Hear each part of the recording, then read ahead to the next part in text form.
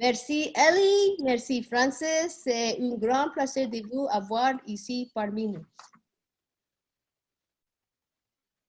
Merci Madame la Présidente et Karen. Sans tarder, je vais dire quelques petits mots d'introduction de notre présentateur aujourd'hui. Comme vous le savez, c'est Elie Al-Kaïm. En tant que président de l'Ordre des avocats du canton de Vaud, il a été président de l'association Jeune Barreau Vaudois, président de la Ligue internationale contre le racisme et l'antisémitisme en Suisse et cofondateur de l'association Coexistence. Depuis 2019, il a occupé le poste de président de la Commission des droits de l'homme de son ordre. Il vient de terminer son mandat de président de la Conférence internationale des barreaux de tradition juridique commune, qui réunit les barreaux et les associations d'avocats francophones du monde entier. C'est un grand plaisir de dire le bienvenu à cet honorable avocat. Monsieur El-Kaïm, vous avez la parole. Quelques petites règles de jour.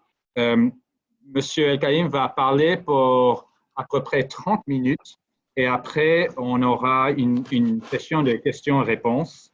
Et voilà, j'espère que ça vous convient tout le monde et je vous donne la parole. Cher Francis, merci beaucoup. J'espère que vous m'entendez convenablement. J'ai mis une oreillette. En principe, ça fonctionne. Si sans l'oreillette, c'est mieux, vous me le ferez savoir. Je dois, et merci aussi à Karen pour ces mots d'amitié. C'est une amitié partagée effectivement depuis très longtemps maintenant avec IBJ qui fait un travail très remarquable.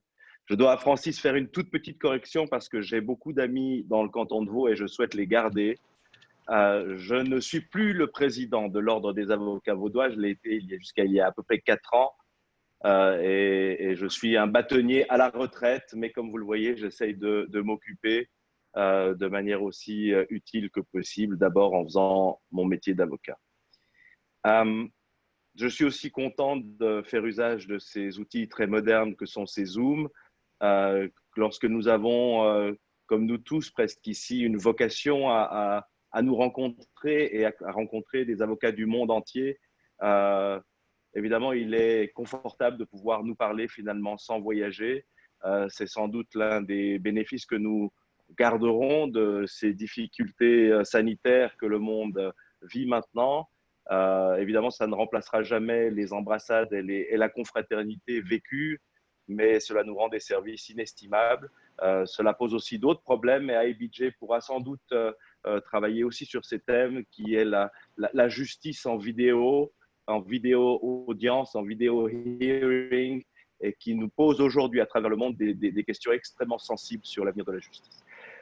Vous m'avez invité, chers amis, à parler d'un problème qui est évidemment un problème d'actualité, un problème brûlant qui est lié aux abus policiers, à la discrimination et finalement, d'une manière générale, à l'abus de pouvoir qui frappe plus directement les minorités.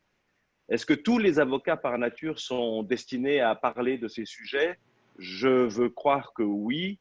Peut-être que pour ce qui me concerne, IBJ a trouvé que j'étais une personne bien choisie. Je ne sais pas si c'est vrai, mais c'est IBJ qui l'a pensé.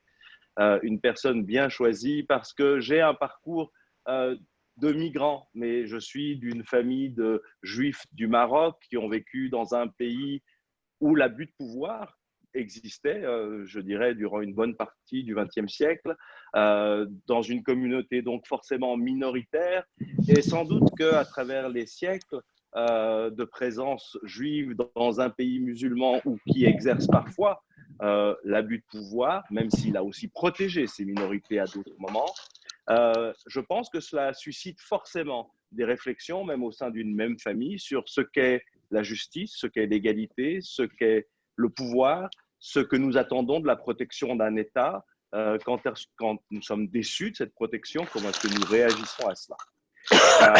C'est dire que, je dirais, c'est un sujet qui m'habite depuis l'enfance, la question de la discrimination, puisque j'ai le sentiment d'être d'une famille qui n'a passé son temps qu'à être en minorité et n'être jamais vraiment dans un milieu où il se dit, tiens, je partage finalement la vie, le passé, l'histoire de la majorité.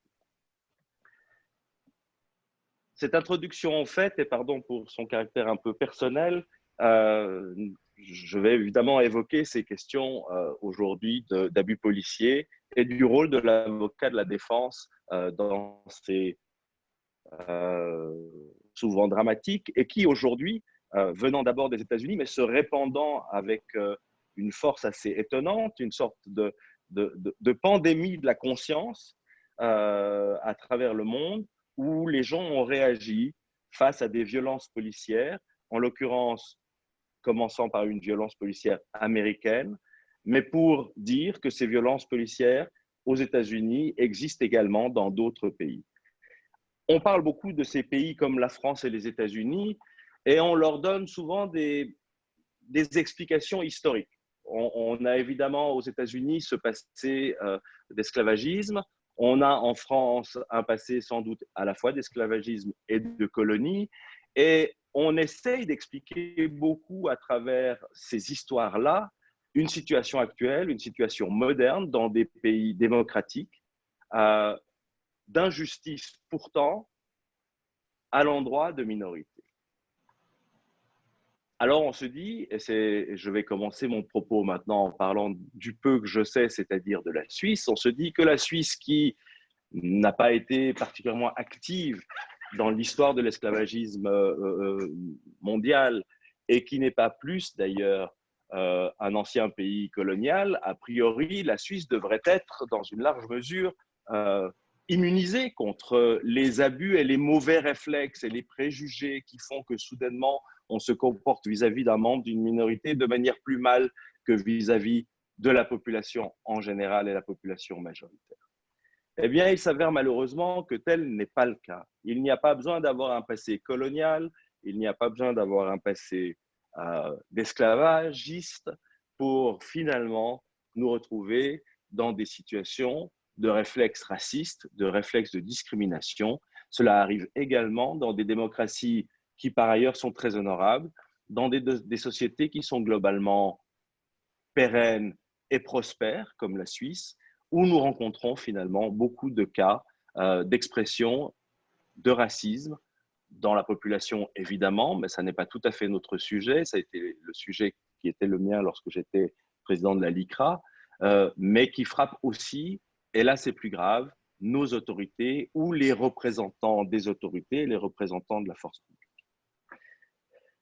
La Suisse est un pays d'immigration, cela dit, et en Suisse, il y a plus de 25% de la population qui est étrangère. C'est l'un des taux les plus élevés, d'ailleurs. Dit que finalement, on devrait se retrouver, s'agissant de la vie policière, de la vie judiciaire, de la vie pénale, dans des proportions à peu près équivalentes. Eh bien, il s'avère que non, que pour 25% d'une population étrangère en Suisse, nous avons approximativement une population étrangère dans nos prisons de l'ordre de 70%. 25% de la population est étrangère en Suisse, 70% de la population carcérale est étrangère. On se dit, ah, il y a quelque chose déjà qui ne correspond pas à la vision qu'on se fait d'une société démocratique qui devrait pouvoir traiter tout le monde de la même manière. Et l'on s'étonne finalement que, au motif que l'on soit étranger, on soit a priori, si naturellement plus enclin à la délinquance. Et c'est un peu ce que disent ces chiffres, et c'est malheureusement très souvent ce que disent les chiffres lorsqu'ils ne sont pas expliqués, ce que les médias d'ailleurs ne font pas, c'est-à-dire qu'ils n'expliquent souvent pas suffisamment bien de quoi nous parlons lorsque l'on dit en Suisse que 70% de la population carcérale est étrangère alors que nous n'avons que 25%. Alors, nous sommes ici mais tous avocats et tous avec des formations. Je me permets du coup d'entrer un tout petit peu dans le détail et je ne consacrerai pas trop de temps aux chiffres tout de même, mais c'est important.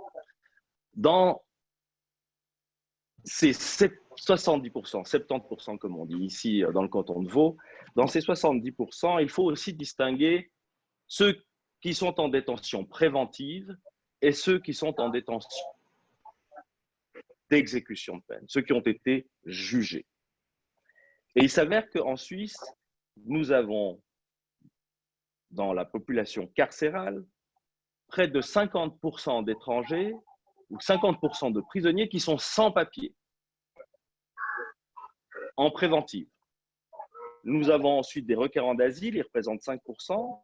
Nous avons ensuite 23% de Suisses en détention préventive et 23% d'étrangers titulaires d'un permis de séjour, donc en résidence tout à fait régulière, ce qui fait que les Suisses en résidence régulière et les étrangers en résidence régulière sont tous à 23% en préventive.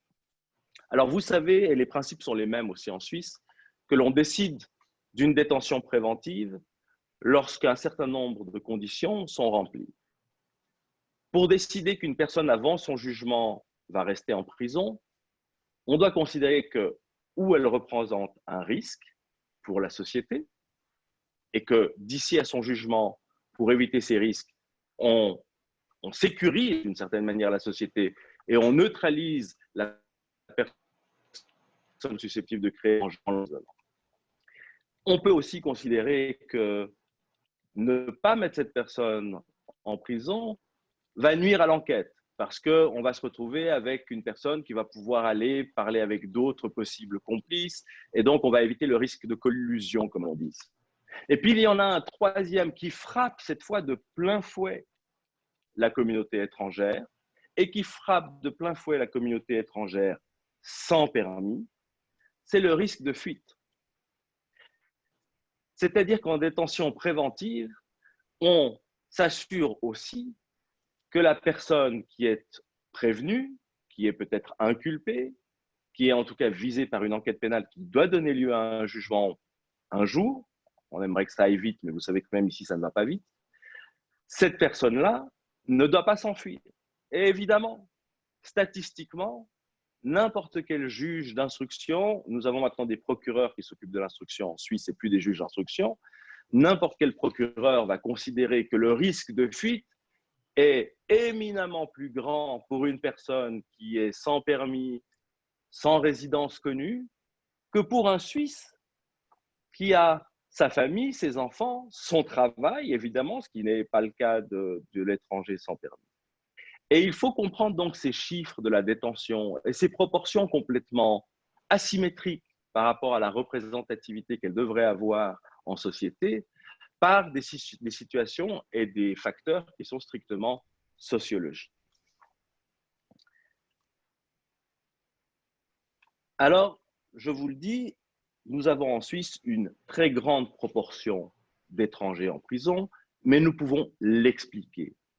Par ailleurs, il y a aussi cette fameuse explication sociologique, c'est que nous avons en Suisse une politique de la criminalisation de la drogue extrêmement forte. C'est que le trafic fait partie des infractions les plus réprimées par la justice et les plus recherchées par la police. Et il s'avère que ce trafic-là, qui représente rien que pour la cocaïne en Suisse, plus de 330 millions de chiffres d'affaires dans une année, est un marché énorme. Mais la cocaïne et le marché de la cocaïne en Suisse, qui est donc un marché visé très brutalement par la justice et par la police, est organisé comment?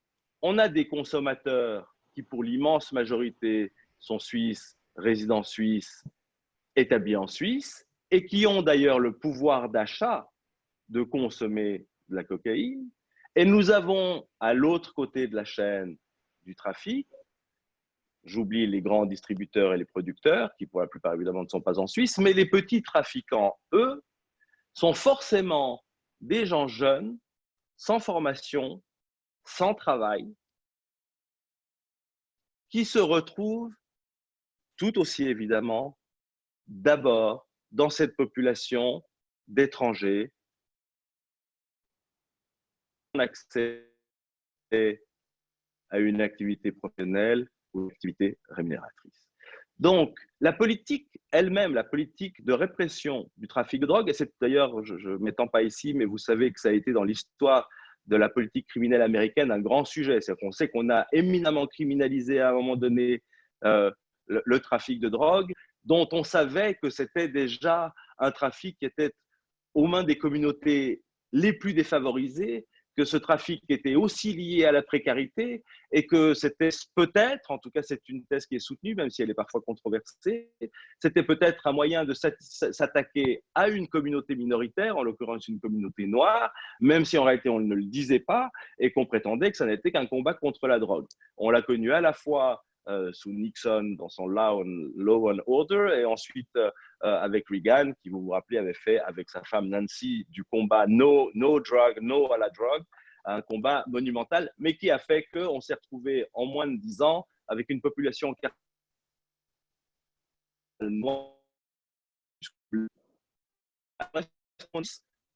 pas dans ses proportions, parce qu'on n'a pas cette histoire-là, parce qu'on n'a pas eu à gérer la sortie de l'esclavagisme dans les États du Sud, mais il s'avère tout de même que nous nous retrouvons avec une population carcérale proportionnée par rapport à ce qu'elle devait être et qui ne s'explique pas, et tous les spécialistes aujourd'hui sont unanimes pour le dire, par un goût qui serait très singulier à la criminalité chez les uns ou chez les autres, mais uniquement par une situation socio-économique qui fait que les cibles de la police deviennent toujours les mêmes, celles qui n'ont pas d'autres activités possibles que des activités qui peuvent devenir des activités de délinquance.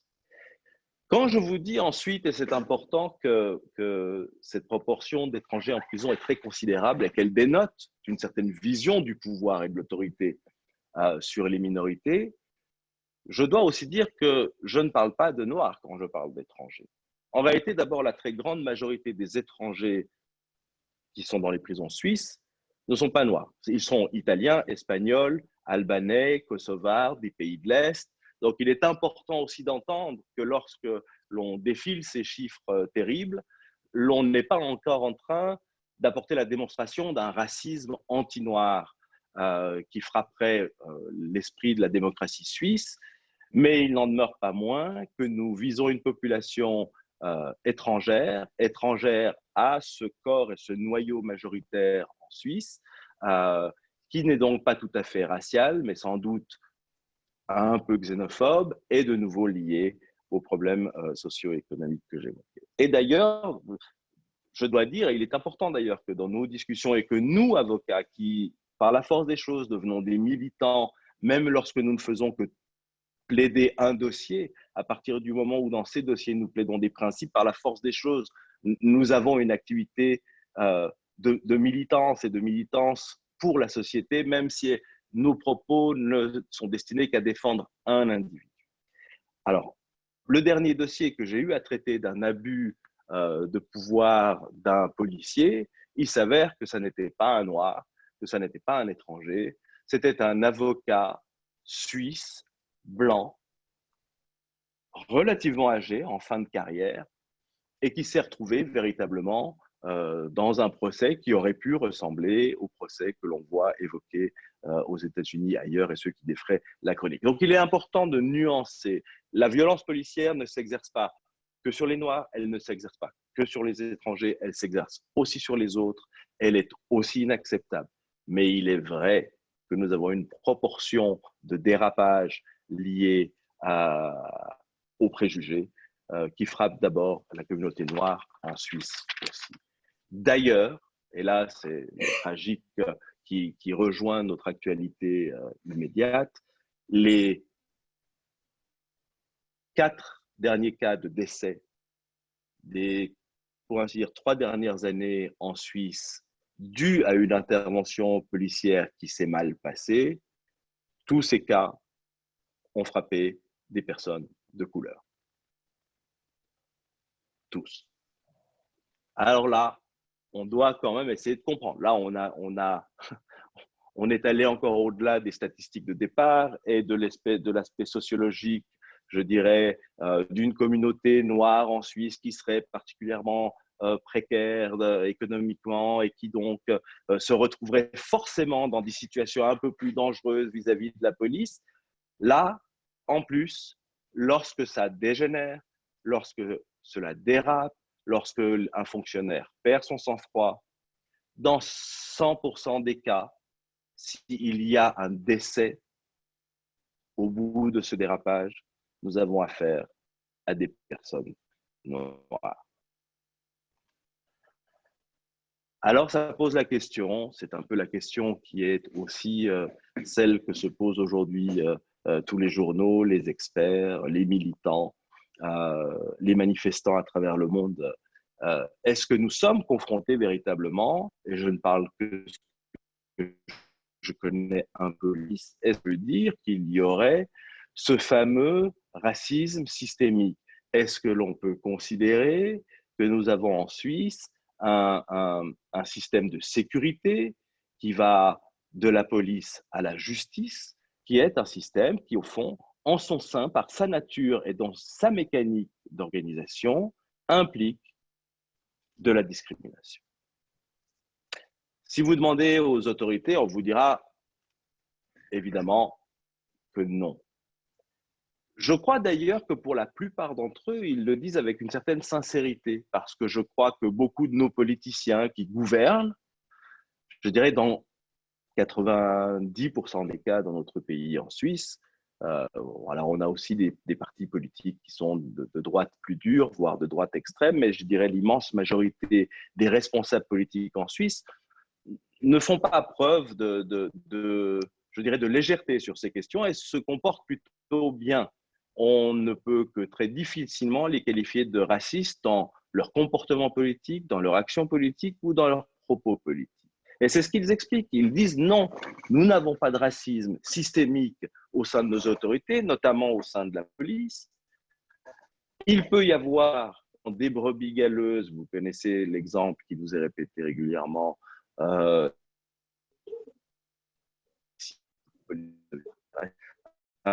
que préjugé, c'est une raciste. Alors, on essaie de comprendre. Et nous avons, comme dans beaucoup de pays, des policiers qui ont démissionné.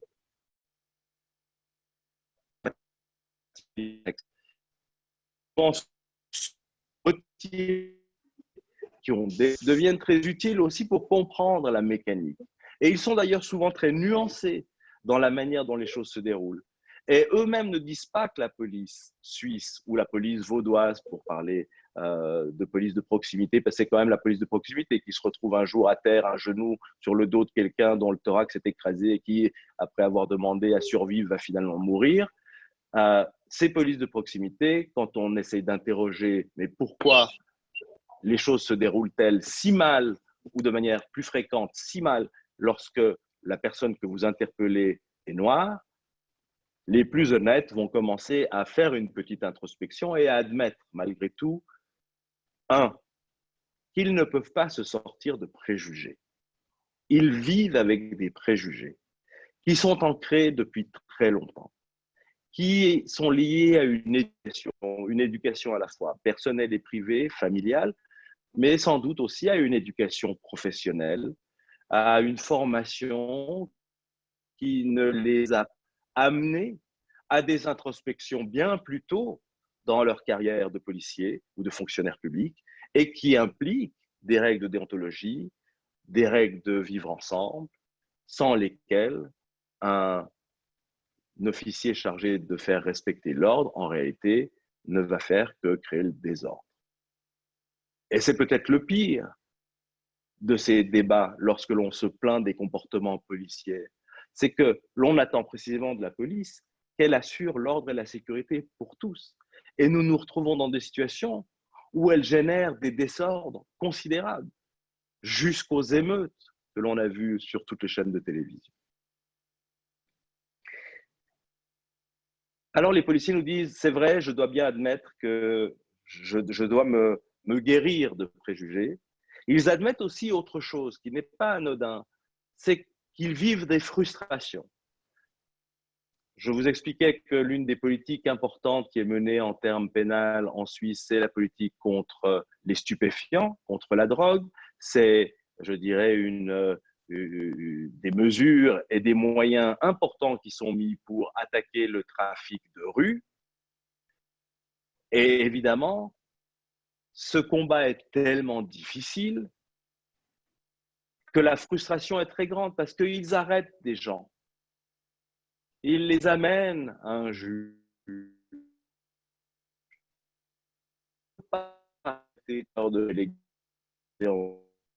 Toujours renvoyés pour des de visa, d'identité. Et ils vivent cette frustration de dire, cela fait 1 an, 2 ans, 3 ans que l'on passe nos temps à sillonner la ville pour faire arrêter le trafic de drogue et au fond, nous les voyons revenir en permanence. La question se pose de la même manière pour les sans-papiers. On nous demande, disent les policiers, d'arrêter les sans-papiers parce qu'ils n'ont pas le droit d'être en séjour irrégulier sur notre pays.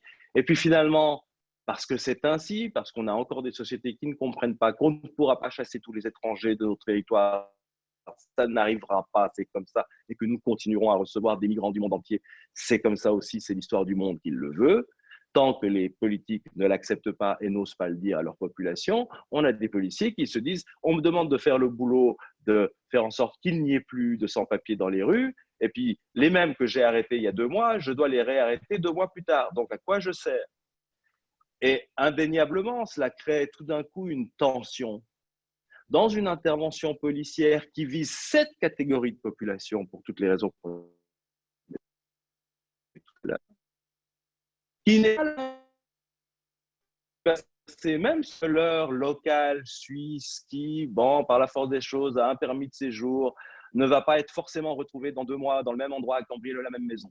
Et ils sont donc confrontés ici à une activité qui n'est pas tout à fait la même. Ils sont confrontés à une activité qui les pousse dans leur propre retranchement et qui les oblige à être d'excellents policiers. C'est-à-dire que c'est précisément dans ces interventions-là qu'on reconnaît les très bons policiers. Et malheureusement, il nous arrive de tomber sur des policiers au mieux moyens. Comment est-ce que l'on y travaille? Il y a d'abord un travail pédagogique. Et aujourd'hui, la plupart des politiques acceptent, mais ils doivent être encouragés. Et il faut que le monde associatif, dans les pays où ces mondes associatifs fonctionnent bien, en Suisse, le monde associatif est un univers très important qui joue un rôle aussi central, je dirais, dans le vivre ensemble, dans l'organisation du tissu socio-économique, où on laisse beaucoup de place aux associations. La Suisse est un pays assez libéral et les associations finalement remplissent toute une série de missions de ce vivre ensemble que l'État délègue. Et là, les associations, les ONG, mais c'est vrai en Suisse et ça doit être vrai ailleurs, doivent intervenir massivement, doivent être en permanence derrière les autorités, doivent insister pour que soient mises sur pied des formations de très grande qualité, avec des sociologues, des psychologues, avec d'anciennes victimes, et avec d'anciens policiers qui se sont désolidarisés d'un comportement qu'ils ont jugé inadéquat. Et ce travail-là est un travail considérable qui nécessite aussi que la population soit éduquée pour la soutenir parce qu'évidemment, c'est toujours la même rengaine. On va nous dire « Ah, mais ça coûte beaucoup d'argent vos formations si je dois former tous les policiers de Suisse à coût de 3 intervenants pendant 5 fois dans l'année. » Vous vous rendez compte, ce sont des millions et des millions de francs suisses. La réalité, c'est que c'est un investissement indispensable. C'est un investissement indispensable sur le plan philosophique, parce que nous voulons une police qui soit à la hauteur de nos démocraties, c'est-à-dire une police qui défend nos valeurs et qui ne les viole pas, même si on devait leur trouver des explications. Je ne parle pas d'excuses, mais des explications, même avec explications, nous n'en voulons pas. Et donc, cet investissement est grand, sans compter qu'évidemment, on s'évite toute une série d'heures qui elles-mêmes coûtent parfois assez cher, de même que l'on inciterait les policiers à agir avec plus de discernement dans la manière dont ils procèdent à des arrestations, à la fois de manière qualitative, mais aussi quantitative. Alors, tout ceci dit, l'une des questions qui est posée, c'est au fond le rôle de l'avocat dans tout ça. Est-ce que ça n'est pas d'abord à suivre ce qui vient d'être dit, une activité politique? Est-ce que ça n'est pas que la politique qui permet de faire progresser nos sociétés, qui permet de procéder à des refontes d'un code pénal, de dispositions pénales, qui permet à nos lois sur l'exécution des peines d'être retravaillées, repensées, peut-être même notre loi sur les étrangers d'être repensée? et on nous dira, ben, l'avocat ne fait pas de politique, ça n'est pas son rôle. Eh bien, je pense que là, nous avons, nous, avocats, une fonction de porte-parole. Nous sommes évidemment les porte-voix de nos clients, qui souvent ne sont pas en mesure de se défendre et sont confrontés à une sorte de défi impossible à relever que de se faire entendre s'ils n'ont pas un avocat. Cet avocat, il a ce double rôle. Évidemment, il est le porte-parole d'une victime et il doit réussir par les mots à faire comprendre combien un dérapage policier est grave, pas seulement grave pour la personne qui en a été victime ou pire encore pour sa famille qui a perdu le sien, est grave pour la qualité, l'intensité de notre démocratie et de nos sociétés, est grave pour l'avenir que l'on prépare à nos enfants. Est-ce que l'on veut que nos enfants continuent à se dire, tiens, nous sommes 30% de population étrangère en Suisse et 80% dans nos prisons. Est-ce qu'on va continuer à être confronté à quelque chose qui paraît totalement irrationnel, qui est à l'évidence irrationnel parce que mal géré, mal traité? Laissez ça pour le futur, comme peut-être diront les inquiets du climat à juste titre, laissons-nous une dette, une charge à nos successeurs. Et je pense que cette charge que nous laissons à nos enfants dans le vivre ensemble, le non-vivre ensemble et surtout le risque que tout d'un coup l'État cherche à légitimer un comportement qui est contraire entièrement à nos valeurs démocratiques, est un risque qui existe. Et l'avocat, même s'il ne fait pas de politique, pardon, même s'il ne s'engage pas, et je fais partie de ceux qui pensent qu'il ne doit pas en faire ou le moins possible, en réalité, là, il mène un combat. C'est forcément un combat politique, parce que ce n'est pas un combat de politicien, c'est un combat politique de société. Et ce combat, il doit le faire. Et à chaque fois qu'un avocat se retrouve à défendre une personne victime d'une discrimination, il doit en faire un sujet politique. Et je crois que là, nous avons une responsabilité très forte en tant qu'avocat, où nous sommes, comme je vous le disais, les porte-parole d'une victime vis-à-vis des autorités, nous sommes les porte-parole d'une idée des droits de l'homme, d'une idée de l'égalité. Nous sommes aussi les porte-parole du pouvoir vis-à-vis de nos clients. J'insiste parce que ce rôle de la compréhension en société va dans tous les sens. Nous avons un rôle pédagogique à la fois vis-à-vis des autorités et vis-à-vis de nos clients pour qu'ils se défendent mieux, parce que s'ils comprennent dans quel système ils se trouvent, ils se défendent mieux. Et puis nous avons parfois un devoir de pédagogie vis-à-vis de la société elle-même et de la population. Et sur ces thèmes-là, sur ces thèmes si centraux qui sont au cœur des fondements démocratiques, à savoir les droits de l'homme, l'avocat ne doit pas avoir peur de parler.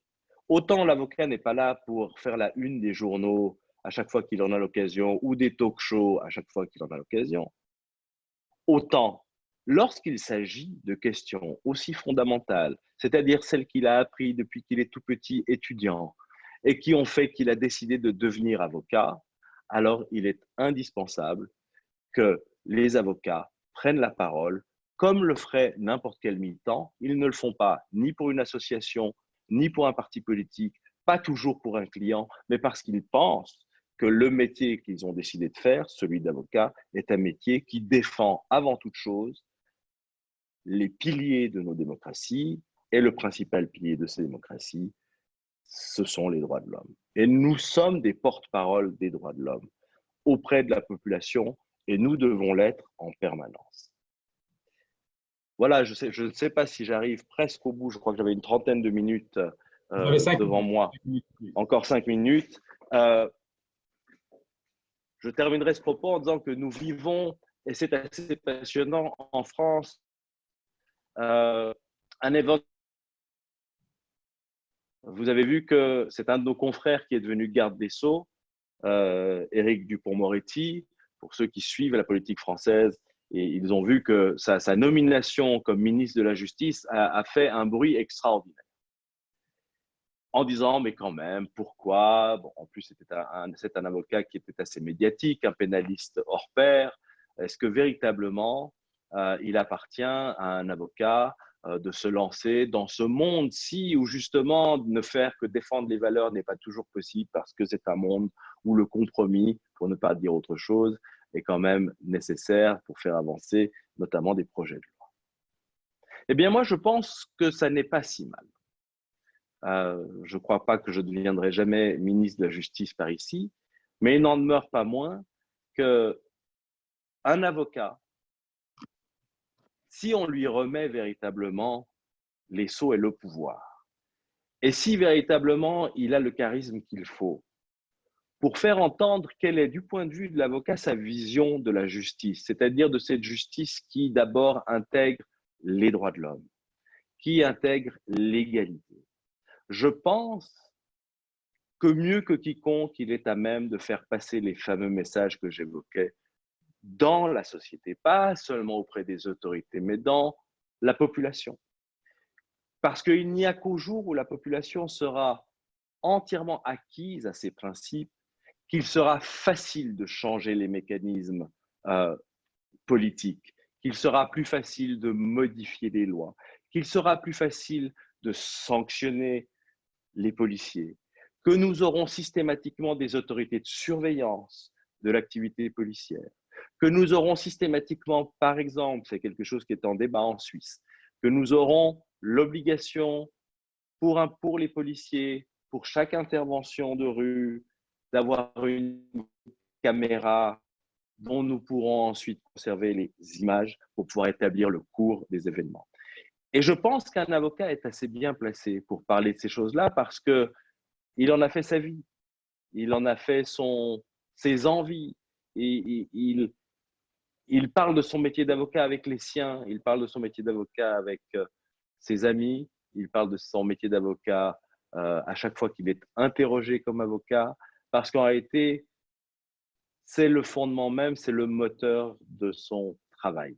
Il a décidé, et c'est ce qui nous réunit tous, je conclurai d'ailleurs sans doute sur ça, nous tous avocats, je ne sais pas de combien de pays nous sommes ici réunis, nous avons un jour décidé de choisir pour métier un métier qui implique que nous nous occupions des autres.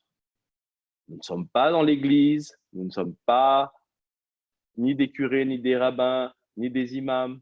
Nous sommes avocats, mais pourtant, nous nous sommes fixés, nous, pour mission, de nous occuper des problèmes des autres. Et qui d'autre, mieux que ces gens-là, sont susceptibles de parler à tous les autres parce que nous connaissons le problème de tous les autres. Voilà, j'en ai terminé si cela convient comme horaire. Je n'ai pour ainsi dire pas débordé. Et puis pour ceux qui ont écouté, je ne peux pas savoir si vous avez tous écouté, je vous remercie pour votre attention.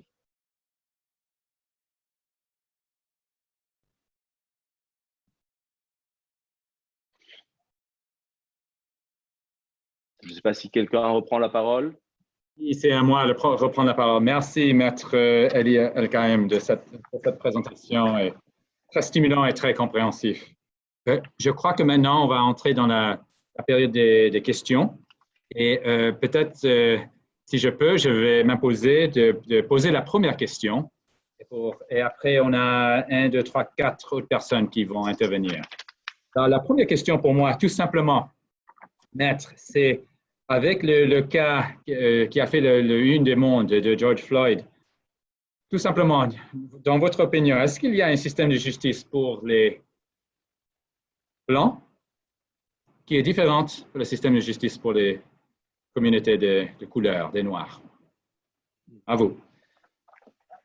Alors, on l'a un tout petit peu évoqué, on parle en l'occurrence d'un cas américain. Et je ne pense pas que l'on puisse, je ne pense pas que l'on puisse, je dirais, comparer ou faire des relations trop rapides entre une même situation d'abus policier dans tel pays et dans tel autre. Et je pense en particulier que l'histoire singulière des États-Unis avec sa communauté noire, avec ses citoyens noirs, implique forcément qu'il y a quelque chose qui ne peut pas être comparable en Suisse, par exemple. Mais alors maintenant, pour vous répondre, et donc pour vous me demander si le système américain lui-même est de manière systémique, pour reprendre le mot, un système qui implique qu'on n'applique pas la même justice pour les Noirs et pour les Blancs, ben, je vous dirais qu'il suffit de lire les textes pour voir qu'il n'y a aucune différence. Il n'existe plus, Dieu merci, aux États-Unis, de législation spécifique à un citoyen ou à un justiciable de telle couleur ou de telle autre, de telle origine ou de telle autre, de telle nationalité ou de telle autre. Nous avons affaire à une démocratie. Mais c'est une démocratie qui a ses plaies et ses blessures et son passé. Et l'on sait en revanche que la sortie de l'esclavagisme aux États-Unis, et on comprend d'une certaine manière que ça ne devait pas être facile, de libérer soudainement tant de gens qui étaient entièrement sous le joug de quelques propriétaires blancs, ne s'est pas fait comme ça sans heurts.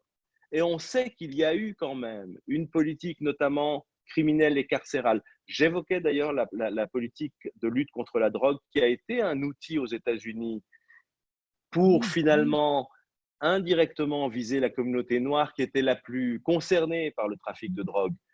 Donc on sait qu'en criminalisant à l'excès un trafic dont on sait déjà qu'il vise une communauté en particulier, au fond, on est en train d'appliquer, sans le dire, une législation à une communauté noire de manière plus, je dirais, significative qu'elle ne s'appliquera aux autres communautés. Mais évidemment, ça n'est pas dit. Et je ne crois pas aujourd'hui qu'on puisse dire qu'il y ait une sorte de racisme systémique aux États-Unis. Mais en revanche, le travail, ce travail pédagogique qui doit remonter le cours de l'histoire américaine pour enfin exorciser les démons qui ont habité la société américaine, ce processus-là d'exorcisation, il prend du temps. Et est-ce que nous avons aujourd'hui des policiers racistes à Memphis, dans le Minnesota ou ailleurs? Évidemment. Est-ce que par ailleurs, en se confrontant à une communauté qui est socio-économiquement précarisée, un policier a plus peur en entrant dans ces quartiers-ci que d'aller dans le quartier résidentiel d'Hollywood? Évidemment qu'il a plus peur. Est-ce que cette peur, elle engendre chez lui un comportement plus agressif? Assurément qu'il va être plus agressif. Et je dirais que c'est pour ça que, au-delà de la simple question de savoir est-ce que nous avons un droit qui ne serait pas le même pour les Noirs et pour les Blancs, c'est la société qui est encore inégalitaire dans la perception que chacun a de l'autre. Et la communauté blanche majoritaire aux États-Unis est encore frappée de ces préjugés violents et qui touchent des gens très intelligents aussi, et même des politiciens, et même peut-être des policiers qui, au fond, aimeraient être consciencieux et travaillent et ont une vraie vocation à assurer l'ordre. Mais ils sont frappés par des préjugés qui vicient, qui biaisent leur comportement, leur jugement, leur appréciation au moment où ils interviennent et qu'ils doivent s'en prendre à un membre de la communauté noire américaine. Donc, je ne pense pas qu'il y a ni un droit systématiquement raciste, ni, je dirais, des politiques systématiquement racistes, mais à l'évidence, le travail à fournir, notamment dans la police de beaucoup d'États américains, est immense pour que l'on éradique les réflexes racistes. Merci, merci. Alors, on va demander des participants à poser des questions. Je crois que la première, c'est Thérèse Donu. Thérèse est une avocate togolaise. Thérèse, est-ce que vous êtes là? Oui, je suis là. Voilà, vous avez la... Je voudrais...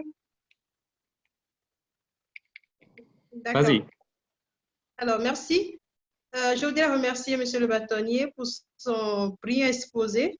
Nous l'avons assez apprécié. Moi, j'ai une préoccupation qui ne rentre pas de façon spécifique dans le cadre du racisme, mais qui a trait aux bavures policières de façon générale. Parce que dans notre système africain, et disons dans le contexte sanitaire actuel, qui a nécessité un certain nombre de mesures, notamment la mise en place d'un couvre-feu.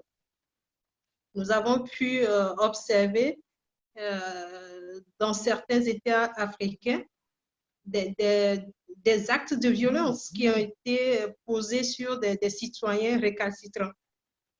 Donc, au nom de la protection de ces mêmes individus ou de la protection de leur santé, ces individus se sont vus bastonnés ou même tués. Quelle doit être l'attitude de l'avocat face à cette situation?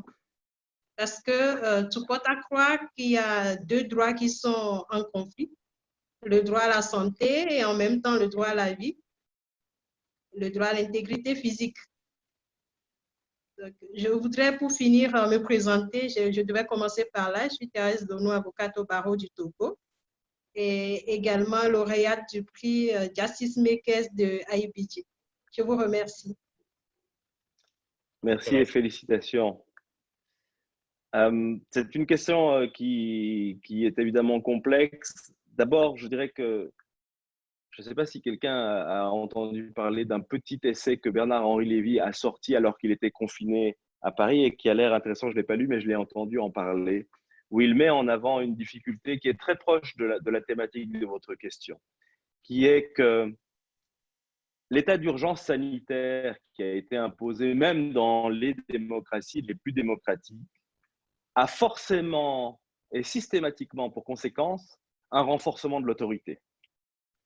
Plus on fait peur aux gens en leur demandant un comportement donné et en imposant ce comportement par la peur, plus évidemment vous renforcez un pouvoir autoritaire. Et c'est vrai que, par exemple, en Suisse, en France, en Europe, vous me direz comment ça s'est passé au Togo, la population a été infiniment docile. On nous a dit du jour au lendemain de rester à la maison et pendant des semaines et des semaines, nous sommes restés à la maison. Sans qu'un parlement continue à fonctionner, sans que la mécanique démocratique vraiment s'installe, on nous a simplement dit maintenant vous restez chez vous. On était assignés à résidence, tous, sans que personne ne réagisse. Donc, vous mettez le doigt sur une question extrêmement sensible, c'est la capacité des pouvoirs, en l'occurrence, je ne dis pas que les pouvoirs qui nous ont confinés avaient de mauvaises intentions, je dis simplement que nous avons eu une illustration d'un pouvoir qui, par la peur, est susceptible d'imposer avec une facilité déconcertante un comportement à toute sa population. Alors, vous me dites, si je comprends bien, qu'il y a eu des cas, notamment au Togo, où j'imagine que des gens n'ont pas respecté les règles sanitaires, les confinements qui étaient imposés par les autorités et le gouvernement et ont été molestés par la police. J'imagine que c'est le sens de la question. Et évidemment, c'est dramatique. Et cela rejoint ce que j'étais en train de vous dire.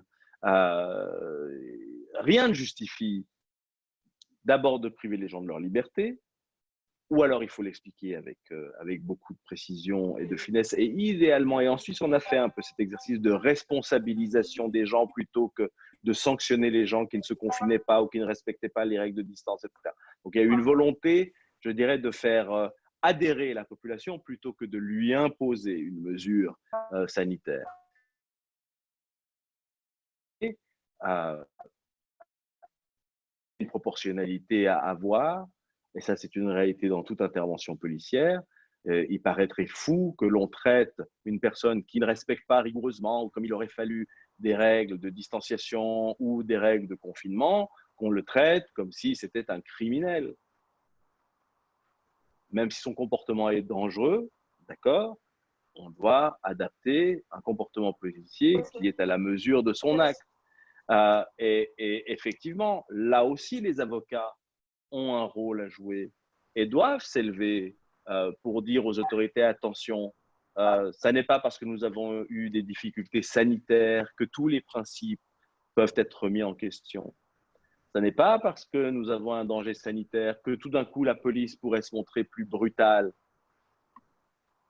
Donc, ma réponse à votre question, mais je crois que votre question comportait la réponse aussi, il appartient aussi éléments les policiers qui font respecter l'ordre sont en toutes circonstances, même en crise sanitaire, de manière infiniment proportionnée, surtout dans une population qui est déjà frappée par la crise sanitaire en premier. Merci, merci maître. Je vais, pour respecter un peu le temps, je vais inviter deux autres intervenants de poser leurs questions rapidement. Théoneste Manirambona de Burundi et Coco Rukungeza de RDC. Théoneste, vous avez la parole. Je propose que vous posez la question et après Coco va poser sa deuxième question et on va les grouper ensemble. Et après, finalement, on aura la dernière question. Ça vient d'une représentante de la jeunesse qui va poser la question, je pense, en anglais. Voilà. Théoneste, à vous. Merci Francis.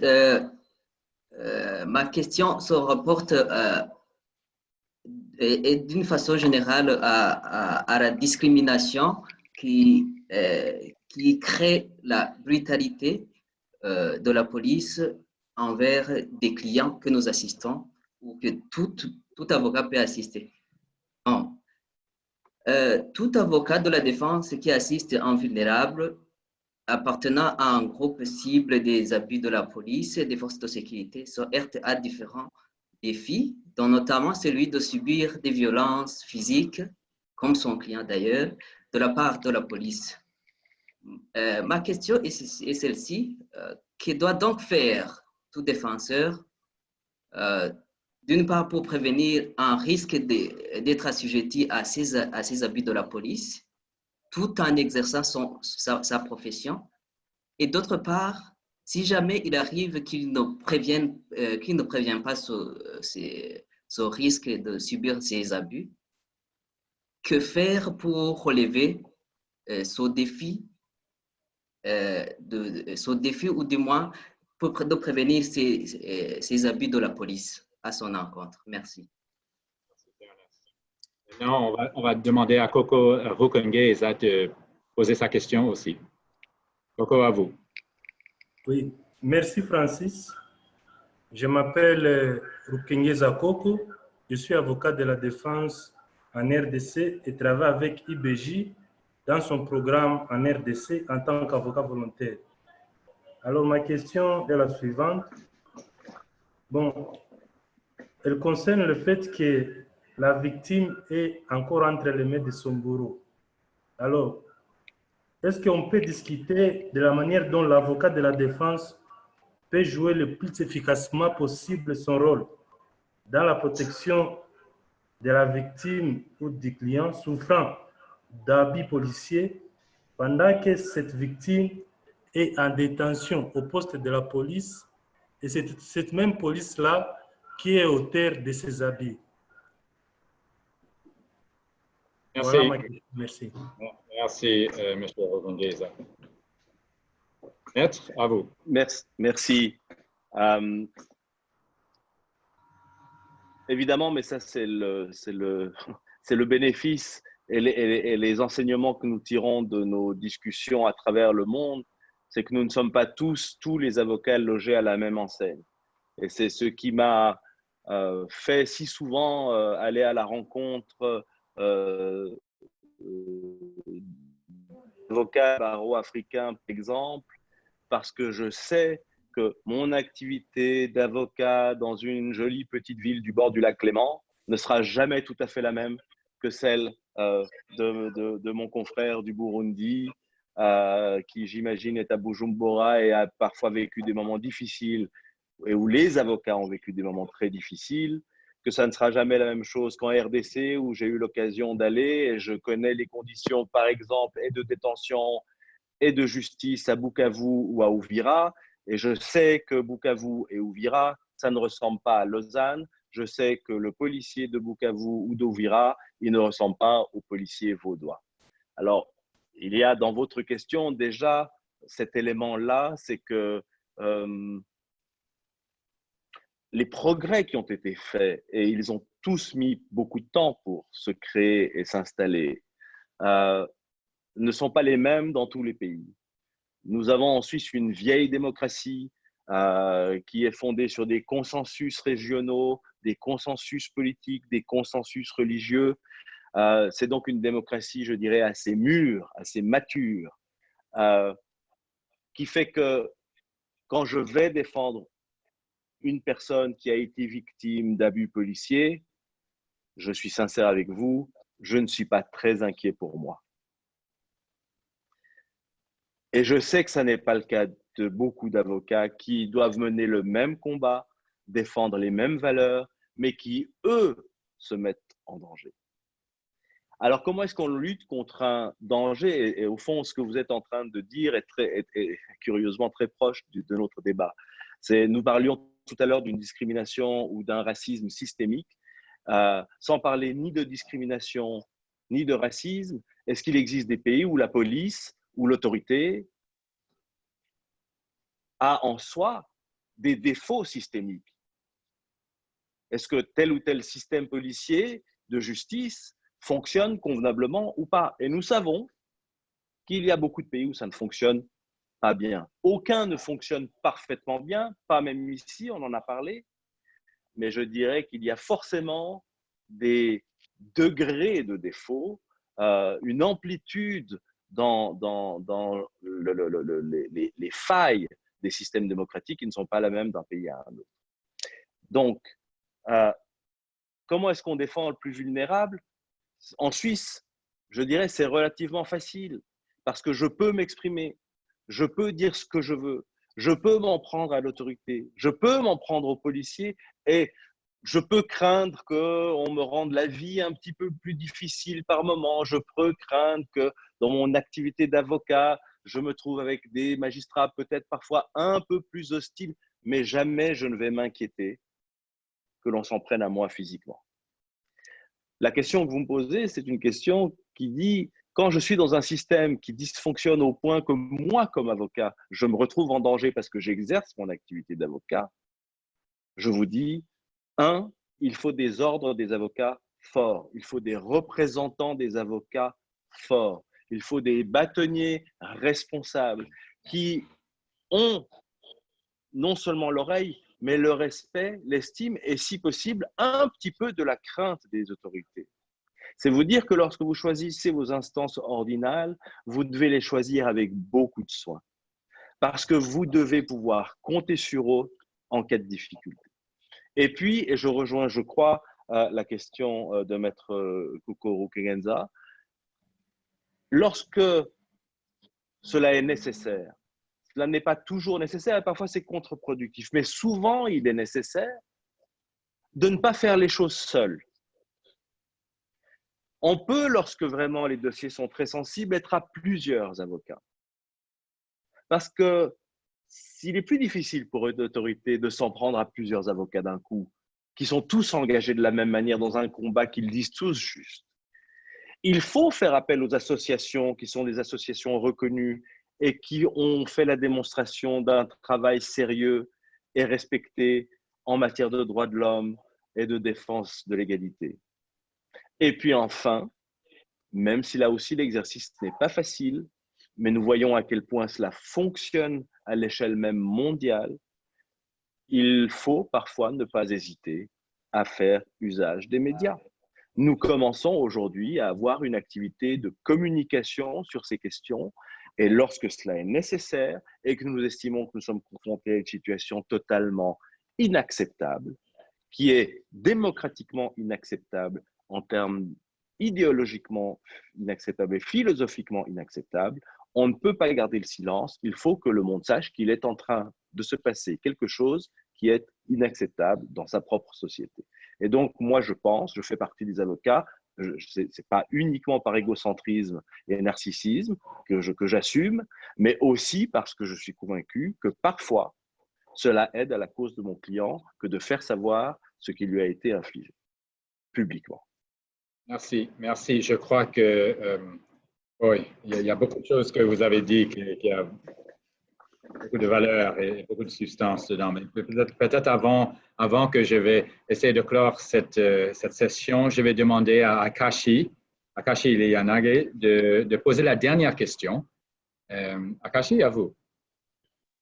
Oui, bonjour, est-ce que vous m'entendez? Je Oui, vous oui. entends. Oui, alors, bonjour, je m'appelle Akashi Lianagi, je suis une jeune étudiante habitant en Suisse.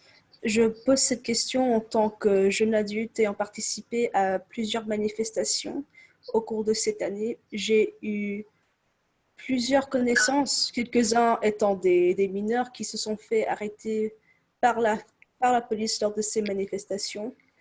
Et je voulais demander comment est-ce qu'une jeune personne en Suisse qui se fait arrêter et qui n'a pas et qui n'aurait pas une connaissance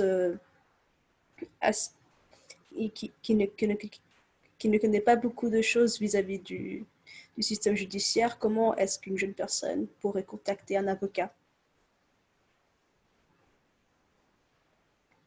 Bien, je vous remercie. Alors évidemment, par la force des choses, un mineur est encore plus vulnérable dans ces moments-là, est sans doute moins formé, moins expérimenté et n'a pas les réflexes de défense naturelle qu'un adulte peut-être peut avoir. Alors, puisque vous êtes en Suisse, étudiante suisse, bientôt avocate suisse, vous savez déjà que nous avons un nouveau droit pénal depuis une dizaine d'années qui a beaucoup renforcé malgré tout les droits de la défense et les droits de la défense des mineurs également. En Suisse, dès qu'une infraction est relativement grave, il y a une obligation de mettre à disposition de la personne entendue un avocat que l'on dit être un avocat de la première heure. Cette première heure, c'est donc la toute première audition par la police. Et normalement, la police a l'obligation, l'agent de police a l'obligation d'informer le mineur sur le fait qu'il a droit à un avocat dès maintenant. Et en principe, lorsqu'il s'agit d'un mineur, il ne suffit pas que le mineur ait dit non, je ne veux pas d'avocat, pour qu'il puisse mener une audition sans avocat, alors qu'il pense que la gravité de ce qui est reproché est telle que, selon la loi, on doit désigner une défense obligatoire et donc un avocat d'office obligatoirement. S'il ne le fait pas, ça c'est dans l'hypothèse où le pauvre mineur n'a pas effectivement eu ni les réflexes ni le courage de dire non, non, non, j'ai besoin d'un avocat. Si le policier ne remplit pas cette obligation de désigner un avocat d'office et obligatoirement à ce mineur, parce que l'infraction dont on parle est suffisamment grave, tous les actes d'instruction qui auront été faits sans la présence de l'avocat seront nuls. Donc, le policier prend un risque de tenir ses auditions, d'entendre ce mineur, cas échéant d'autres avec lui ou après lui, et d'avoir l'intégralité de ces auditions qui seront entièrement sorties du dossier pénal et qui n'existeront pas au jour où la cause devra être jugée. Et puis alors, pour les mineurs, je ne sais pas si, je suis sûr que par la force des choses, vous êtes un peu activiste, et bien là aussi, il y a des devoirs d'information et de pédagogie. Il faut que les mineurs connaissent leurs droits en toutes circonstances. S'ils doivent obturer, ils sont inquiétés par la police. Et il y a des associations qui aident et qui soutiennent les enfants en termes d'information au droit vis-à-vis de sa famille, au droit vis-à-vis de ses enseignants et au droit vis-à-vis de la police aussi. Très bien. Merci beaucoup, Maître. Merci pour cet excellent exposé, riche et brillant. Je suis particulièrement content de voir je vois qu'il y a plus d'une centaine de participants qui participent dans cette conférence. Je suis très, très fier et très content de voir la très grande participation de mes confrères et consoeurs africains sur le continent. Alors, soyez vraiment le bienvenu. Je sais qu'on a beaucoup de défis, beaucoup de travail ici sur le continent, mais aussi il y a beaucoup d'énergie, il y a beaucoup de désespoir. Alors, chapeau à tout le monde pour leur... Bravo, oui. Bravo. Je vois aussi dans le chat, je vois Dieudonné qui a bien écrit. Pourquoi c'est l'obligation des droits de l'homme, c'est seulement les ONG, les bâtonniers, les avocats. Mais bon, je trouve que dans votre réponse, Maître Al-Qaïm, vous avez bien dit qu'on n'est pas seul. On travaille avec... Ça fait déjà du monde, hein, les bâtonniers, les avocats, les ONG. C'est pas mal, c'est un début. Et avec les réseaux sociaux, on peut faire beaucoup plus pour notre communication. Alors, chers amis, chers collègues, je pense qu'on arrive à la fin de notre discussion. Je voulais bien peut-être demander à Karen ou à Sanji de dire les derniers mots de clôture. Karen, à vous. Merci beaucoup. Merci à tous. Thank you. Merci. Merci beaucoup tout le monde. Je vous souhaite tout le monde une bonne après-midi, une bonne soirée, une bonne continuation et courage. Allez, bel été à tous et faites attention, portez-vous bien quand même. Voilà, restez sains. Bonjour Eli. Bonjour. Keita. Bonjour à tout le monde. Wash your hands. Voilà. Merci Francis et Eli. Bye bye mon ami Keita. À bientôt. Salut, prends soin de toi et merci, c'était sublimissime. Merci à tout le monde. À bientôt et bon week-end. Au revoir. Et merci aux organisateurs. Merci. Bonjour Keita, bonjour.